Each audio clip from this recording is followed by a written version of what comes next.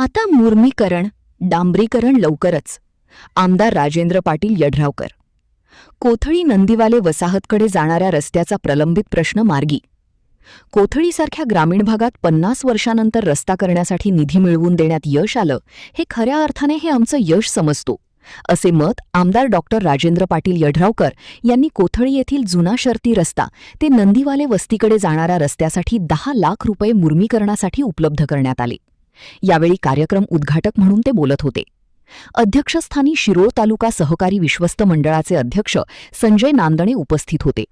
ते पुढे बोलताना म्हणाले की 50 वर्षे प्रलंबित रस्ता शेतकरी, कोथळी ग्रामस्थ, ग्रामपंचायत प्रशासन, प्रशासकीय अधिकारी यांच्या मदतीने हा खुला झाला.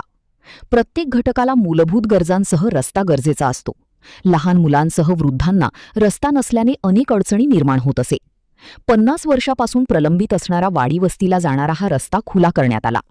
कार्यक्रमाचे स्वागत व प्रास्ताविक महेश नंदीवाले यांनी केले. दरम्यान यावेळी रस्ता खुला करण्यासाठी सहकार्य केल्याबद्दल विविध मान्यवरांचे सत्कार करण्यात आले. यावेळी कोथळी गावचे सरपंच सुजाता बोरगावे, शिरोळ तालुका पंचायत समितीचे माजी उपसभापती राजगोंडा पाटील, रामचंद्र शिंदे, दिलीप पाटील एमडी, महावीर पतसंस्थेचे चेअरमन बाहुबली इसरांना, माजी उपसरपंच रावसो विभूते, रावसाहेब बोरगावे, भीमगोंडा बोरगावे, विजय खवाटे, शरद कांबळे, शीतल पाटील, रवी पुजारी, माजी पोलीस पाटील उत्तम तिवडी, राजेश विभूते, अशोक पुजारी, नितीन वायदंडे, ग्रामविकास अधिकारी राहुल नाईक, महेश नंदीवाले, परसू नंदीवाले, माणिक नंदीवाले, रामा नंदीवाले यासह मोठ्या संख्येने नागरिक, मान्यवर उपस्थित होते.